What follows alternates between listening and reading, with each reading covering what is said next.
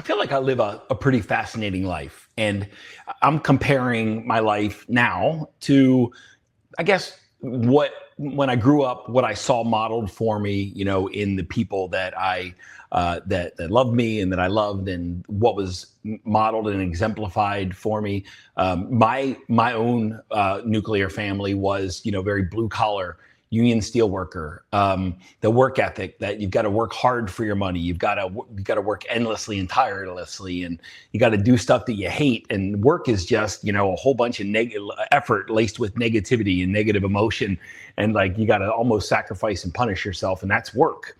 And if it's easy, it's not work. And if it's fun, that's not work. You got to push a little harder. And I grew up in that, and I had other parts of my family that, they modeled different things. Like, there was a whole element on my father's side where I did see professionals, engineers, and folks in the more professional ranks, and they had money, they had some wealth, and they had nice things, and we'd go down my aunt and uncle's house, and they had a swimming pool. And I loved going down there because it just felt, it felt wealthy, it felt successful, it felt loving. And that was the exact opposite of what I had in my nuclear family. We didn't have a lot of money. We didn't have excess. We didn't even have margin.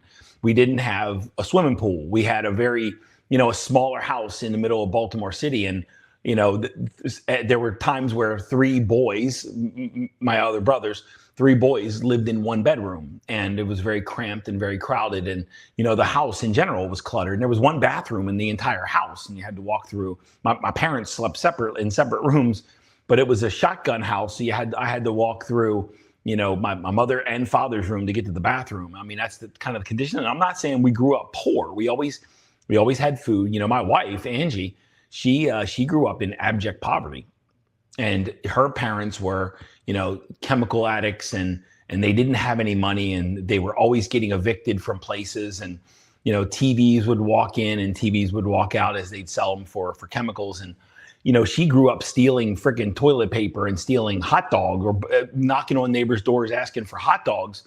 So two different dimensions. I didn't grow up in poverty. I just grew up in scarcity. We didn't have a lot. And, there were times where, I don't know, it was just also full of conflict and full of masculine, alpha, toxic hormones, where, the way you solve problems was by throwing punches. And I actually saw, my brothers and my father throw punches at each other, and it just wasn't a healthy environment. But, I that's what I grew up in. That's what I was used to. And I got the opportunity to, in some of those cases, recreate those environments for my wife and my kids. But at some point, I got to also, step out of that. And now the life that I live, it's very, I would say, relaxed. There's a lot of time freedom. There's a lot of gaps in my scheduling. I don't have back-to-back meetings. I don't have a very full calendar from week to week, from day to day. And also I have, the Inner Wealth Mastermind. I have the Inner Wealth Community. I have retreats and intensives. I have a stream of income from books. And I also, I run courses every once in a while, a couple times a year. So different streams of income, but none of them are punishing. None of them are full of suffering. And I get a lot of time to do one of my favorite activities in the world. And that's to sit and do nothing and just contemplate. And from my sitting in, stillness and silence and contemplating, I get inspired to share cool content, like new models of, I guess, humanity or human behavior or psychology come to mind. And I just, this morning I went for a run, and when I'm out running, I get some of my greatest insights and inspiration. And it's from all of this creative stuff that's happening inside of me that I get to share this with you. And from what I love to share with you guys, and what I love to share with my audience, what I love to share with the world, that creates streams of income. So there's no punishment, no sacrifice, no suffering involved. And this morning, over the last, I guess, couple days, something's really been brewing in me, and I've got a new model that I want to share with you. And I've shared similar models before, but I want to put a couple concepts together. All right. I had a discussion with one of my Inner Wealth Mastermind students, and we've been jamming for a couple years, and we share text messages back and forth and audio messages and phone calls, and he's on different calls that we have, whether it be the mastermind call, the book study, whether it be the soul sciences call, the business call, the men's call. We have multiple touch points throughout the week, and we've been jamming a long time. And he said something to me the other day, and his circumstances they're not really evolving. His circumstances have kind of stayed the same, and he's been getting frustrated because they're not really awesome circumstances. They are full of struggle, and they are full of stress, and they are full of scarcity. And he was sharing with me some of this, a little bit of frustration. But I asked him about his meditative process, and he said, "Yeah, I haven't been doing meditation, regularly." And I said, "Well, let's get to a meditation practice, man. Tomorrow morning, crack open. First thing you do when you wake up, you got to prioritize. You got to get into a meditative state, and you got to start to rearrange your central nervous system. Your central nervous system is exactly wired for the circumstances that you keep creating in your life. And if you don't change who you are, then your circumstances aren't going to change, because your circumstances are a product of the way you think, of the way you act, of the way you behave, of the way you feel, of the choices you make, the perspectives that you have, of your perceptions of reality, of your preferences. That's all your personality. And as Dr. Joe Dispenza says, your personality has created your personal reality. And until you change your personality, your personal reality will not change. So get into a meditative state. Let's start rearranging your central nervous system to create a higher level of circumstances. And the next morning, he messaged me and he said, "I meditated today and I feel so good." And basically he was saying, "I feel like I can take on the world and conquer the world." That energy is shifted through his body. And I asked him, like, "That's awesome. You meditated today. Like, what does your normal meditation practice look like?" And he's like, "I got to be honest, I don't have one." I don't. He came to a Choose Your Destiny intensive, and over the course of 2 days, I have 4 powerful meditations, and he did the meditation in that intensive. But outside of that, it's not part of his normal practice. And I kind of got frustrated, because in order to rearrange something in your life, a circumstance, something inside of you must rearrange. And it led to me seeing, and getting a hyper sense of clarity about what the work is that needs to be done, an even deeper sense of what work needs to be done. But it also developed this archetype in mind for, the financial archetype of the different types of people that I work with. And so him working through this or not working through this over a long period of time, it helped me understand some things that I needed to understand at a deeper level. And I want to share that with you. And what I've come up with is there are 5, when I look at the body and the breadth of the people that I work with, I've basically developed 5 archetypes. And the reason this individual helped me understand this is because he's living the most painful of all of these archetypes. And I got to see that clearly, and I got to build from there. So I want to share with you the 5 financial archetypes. And I'm going to share these, and I've kind of given these cheeky names. I want to see where you are. I want you to see where you are. And then I want to give you the work that needs to be done to move to either the next one, or there's even one you want to skip it. You probably skip all of them, but all the ones in the middle. But the point being is, you got to do something different energetically with who you are and with what's happening inside of your mind and body in order to rearrange your circumstances and move to a higher level. Now, again, I'm going to remind you that your nervous system is wired exactly for the level of circumstances that you are experiencing right now. And if you want to understand how your nervous system's wired, if you want to understand what you believe, if you want to understand what's happening with you unconsciously, just take a look at your circumstances.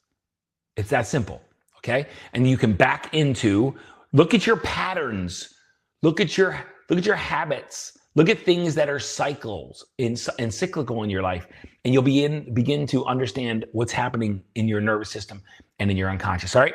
But I'm gonna take you through the 5 archetypes, and then I'm gonna give you 3 tools that you can use to start transcending whatever archetype you're in, because the goal would be for us to reach the highest level archetype, and I'm gonna tell you that most people don't know that this one actually exists, and I get to see it and experience it because my closest friend in the world is at this archetype. I'm not, but he is. And I want to share what that looks like. The archetype that is, it's not the most prevalent in the world by any means, but it's something it's a theme that keeps showing up. And I've got like maybe 5 or 6 people that's come through my life that live this archetype. And I've called it the debt dweller.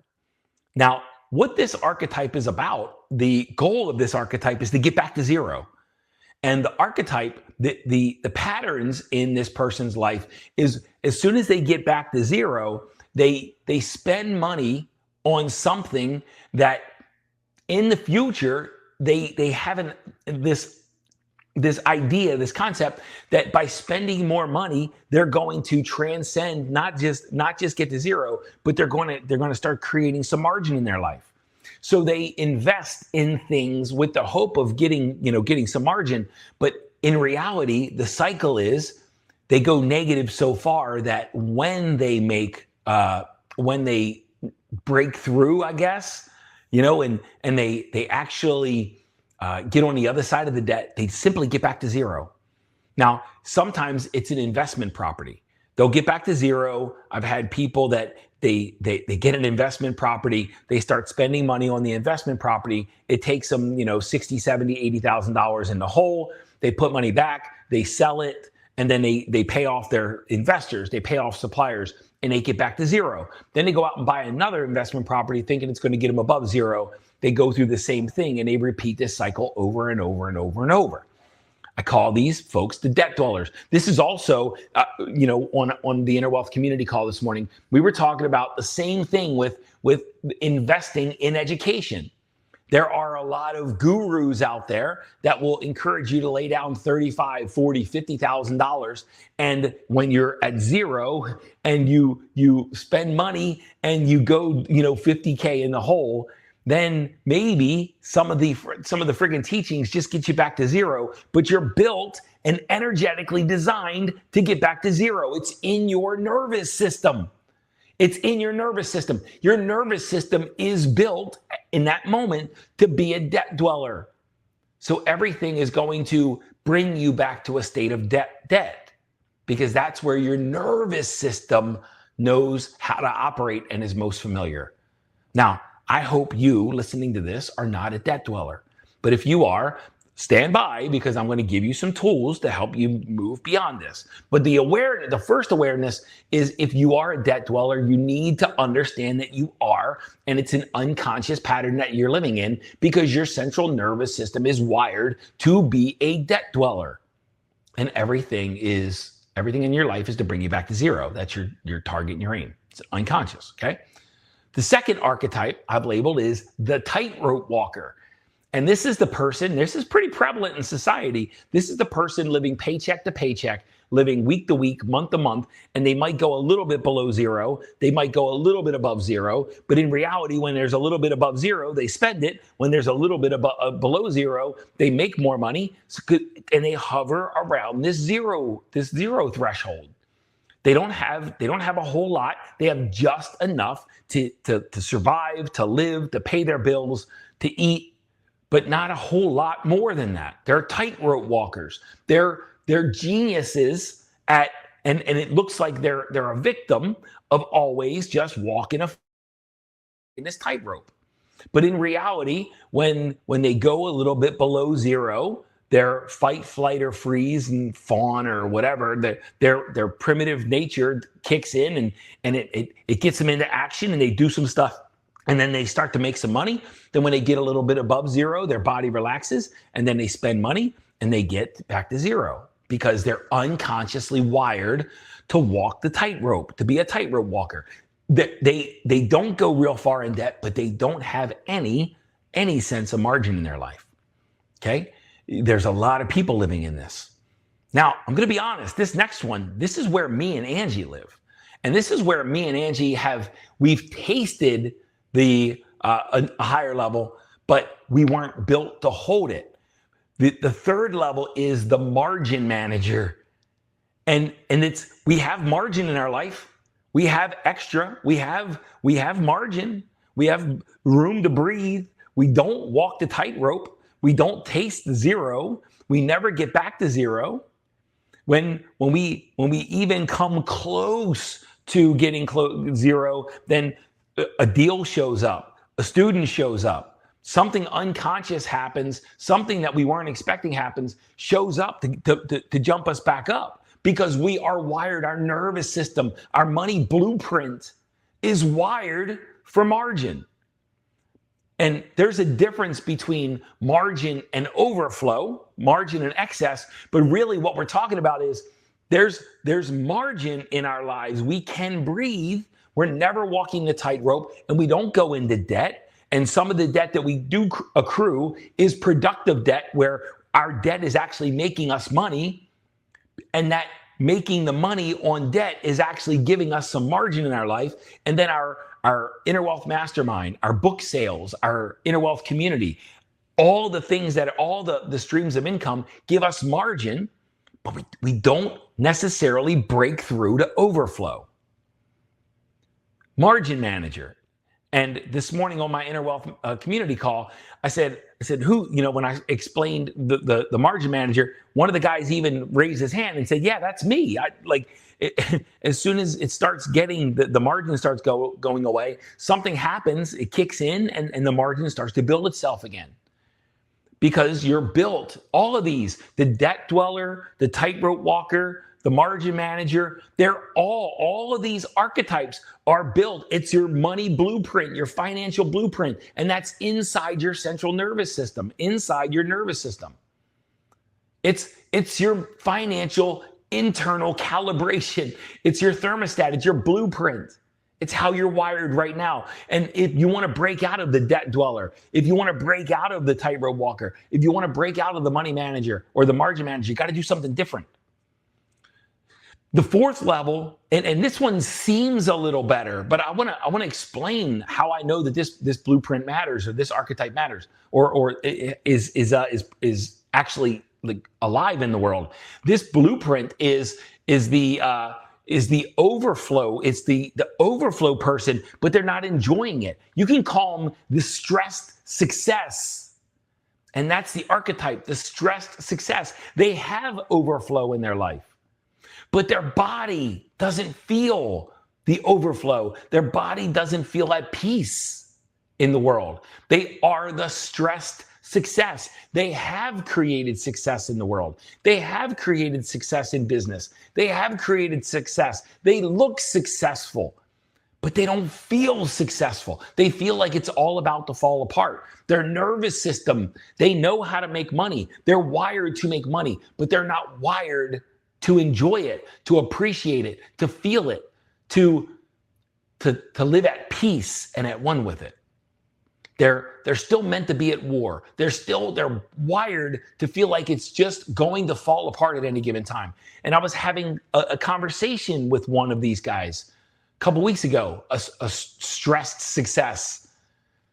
And you watch him and you get the impression that he's got it like all figured out and like he's successful, but he still wakes up in panic attacks and he's still anxious. And he's still not enjoying it. And as soon as he gets to a level, it's like he needs to get to the next level because he can't, his body refuses to feel safe. Level 4 might look awesome. And certainly it gives you the material abundance, the material overflow, but it doesn't give you the inner peace, the inner harmony, the inner joy that you're looking for. Only archetype number 5 does. And I've labeled this the money monk. Now let me tell you about the money monks that I know, because I know a couple of them. And one of them is very near and dear to my heart. I see him. People in the local St. Louis area know him. He's my closest friend.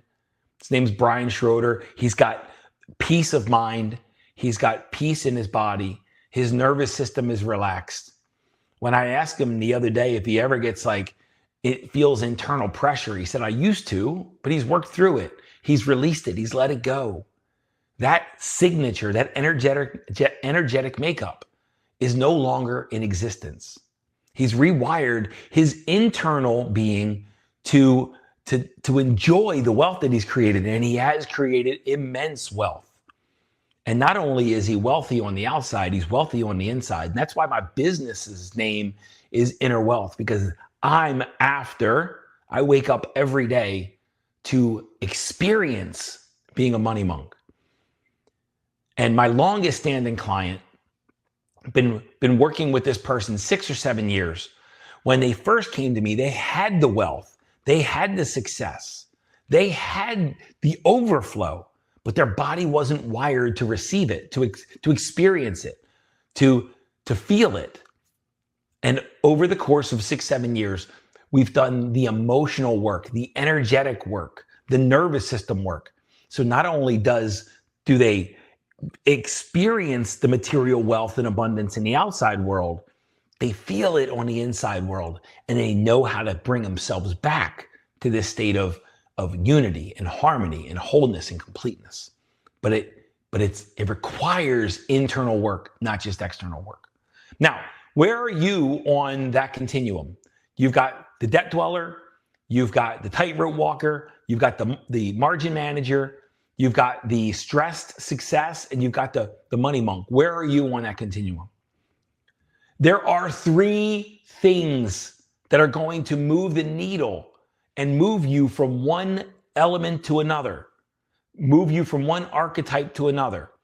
But you got to set your sights on it, and you've got to do this energetic work. There are 3 time periods that we have to address in order to move from archetype to archetype. We have to address the past, we have to address the present, and we have to address the future. And if you leave any of these out, there will be something missing. There will be an energetic struggle state, a stressor, some kind of missing piece inside that you're going to be looking for. In order to address the past, we must do shadow work. And shadow work is if there's internal conflict, if there's internal insecurity, if there's inadequacy, if there's insignificance, if there's scarcity in your life, if there's money pressure in your life, then there's pressure inside of you that's creating that money pressure. If there's a gap inside of you, there's a gap outside of you. If there's a conflict inside of you, it's showing up outside of you. And it's going to show up in which archetype you're living out. Now, shadow work, I've presented in the past. I've presented the drill method. It's getting into an old experience. If you haven't read Inner World, Outer World, grab a copy. I explain samskaras and letting go. And that's what this requires. There's also a whole chapter on shadow work. It's getting into the experiences and the events and the traumas and the painful spaces that the experiences that have created these struggle beliefs, created these struggle stories, created these struggle emotional patterns that have built a nervous system on pain. And I was listening to a book the other day, and it said people think trauma are these big events, and trauma is just anything where your body is on high alert, looking out for a repeat of a past experience, and is looking and does everything it can to prevent that from happening again, even when the likelihood of it happening again is 0. And if you know any real estate investors that lived through the 2008 and 2010, that time period, likely they're still building a business around that event, around that experience. And that's why they're not in the money monk state. They might be in the stressed success state, but they haven't moved to the money monk because they're still reliving 2008 to 2010 over and over and over again. Shadow work and the drill method will help you feel that pain in your body, feel the anxiety, feel the fear, feel all of it. Bring yourself back to those events that caused you to feel that, caused you to experience it, and drop into your body and feel it. Recognize what's happening in your body and amplify it. Inquire, why are you here? Where did you come from? What are you trying to teach me? Listen to your body. Listen to it tell you the story of why it exists. And then finally breathe deeply and let it go. Drill, drop into your body, recognize what's there and amplify it. Inquire, listen to your body, listen to your nervous system, listen to the fear, listen to the anxiety, and then let it go. And when you let it go, your nervous system will rewire itself around a greater sense of peace instead of the old conflict that you're living from the past. And if you repeat this over and over, every time you feel some painful emotion, or even proactively when you go into your body to experience the pain and the anxiety that you normally feel, over time, your body will start to become emptier and emptier of the pain, and it'll be replaced by a higher sense of freedom and fulfillment and purpose and love and abundance. But we must address the past because your body right now is likely living in the past, especially if you're creating the same pattern over and over again.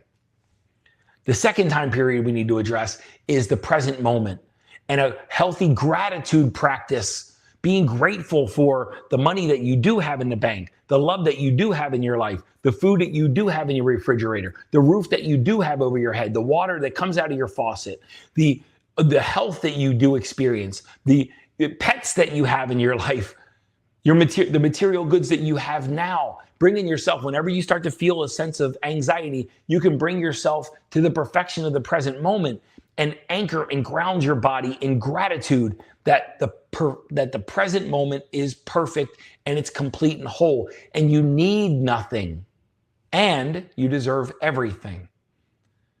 But your body is in a sense of fight or flight. And if you bring yourself back to gratitude, you will anchor to the present moment, and some of that anxiety will let go. And as the anxiety lets go, there'll be less to deal with in the future.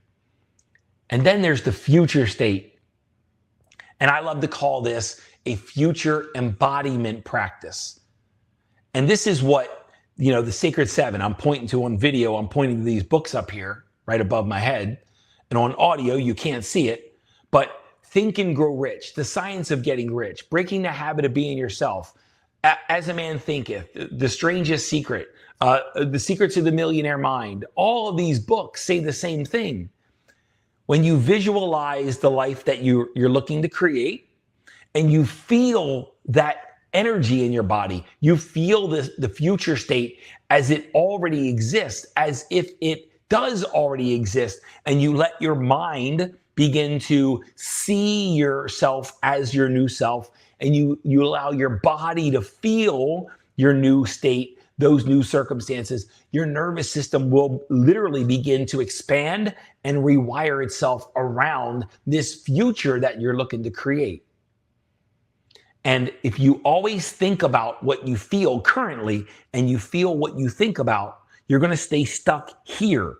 But when you start to see a higher level future and feel a higher level sense of embodiment of that future, then your nervous system is going to expand and open up to accept, to receive, and to allow those circumstances to come into your life. But as long as your body is wired for your current circumstances, you'll keep inviting and attracting the same outcomes and circumstances over and over and over, because we live in an unlimited universe. But the only limitation we have is in our nervous system. And if your nervous system will not feel safe in a new circumstance, it will push it away and it will keep it away from you. And that's why I say that I'm in the third phase, the margin manager. We did start to feel overflow a year and a half ago. Angie and I did start to feel overflow. And you know what? I got to realize that my body wasn't quite yet wired to receive overflow. It wasn't quite yet ready to receive and feel safe in that level of overflow. So it made it go away. And that's what self-sabotage is. It's when your new circumstances can't safely live in the nervous system, and it feels unsafe, it feels unfamiliar, and it makes it go away. Because your nervous system has one job only: to keep you alive. And unfamiliar circumstances that feel safe do not give your central nervous system, the ability to feel safe, that it can keep you alive. So it pushes the circumstances away unconsciously through unconscious self-sabotage. And future embodiment work is seeing your new future and allowing your body to start rewiring itself now to feel safe with those new circumstances. And as your nervous system expands, so will your circumstances. That the Inner Wealth Mastermind student that I had that conversation with, when he wasn't doing the somatic work, when he wasn't doing the nervous system work, no wonder the same circumstances kept repeating over and over, because that's all his nervous system would allow. And now if he adds when he adds a healthy meditative practice into his life, his circumstances, his nervous system will start to shift. He'll start to feel safe in different circumstances, and his body and his mind will start to allow and accept and hold those new circumstances. This is all deep, deep nervous system somatic work. And that's why my business is called Inner Wealth, because without a sense of inner wealth, it's only a matter of time before your external wealth you won't create it, or if you have it, you'll make it go away. And I know that firsthand. I've lived that experience. Team 5 archetypes: debt dweller, the Tightrope Walker, the margin manager, the stress success, the monk, money monk. Those 5 archetypes. The way we move from those is shadow work, which cleanses the past; gratitude, which connects you safely to the present moment to let you live in a balanced and I guess you can say secure, harmonized way where you take advantage of everything that the present moment offers. And by sitting in your future state, sitting in the future and embodying the mind and the emotions of the person that you're becoming, when you practice all 3 of these, you will level up in which archetype you're living and which archetype your body will allow. I hope this has been helpful. I hope this moves the needle. And just like always, if there's anything I can ever do to help, please lean into me, reach out to me, send me an email, send me a message, go to the website, innerwealthglobal.com, send me a contact card. I'll get in touch with you personally. Email me at mike@innerwealthglobal.com. I'd love to have a conversation with you. I've got the next Choose Your Destiny live intensive is coming up November 14th, 15th, right outside of St. Louis, Missouri. They're great containers where I start to teach you the shadow work and the future embodiment work and take you on a meditative journey. We do a lot of somatic work in those two days. And I'd love that. Always entertaining new higher level members of the Inner Wealth Mastermind so that we can all level up together. All right. If any of this sounds good, let me know. Reach out to me. At a minimum, grab a copy of Inner World, Outer World, because it'll only change your life if you do all the exercises in it. I love you, and I'll see you next week.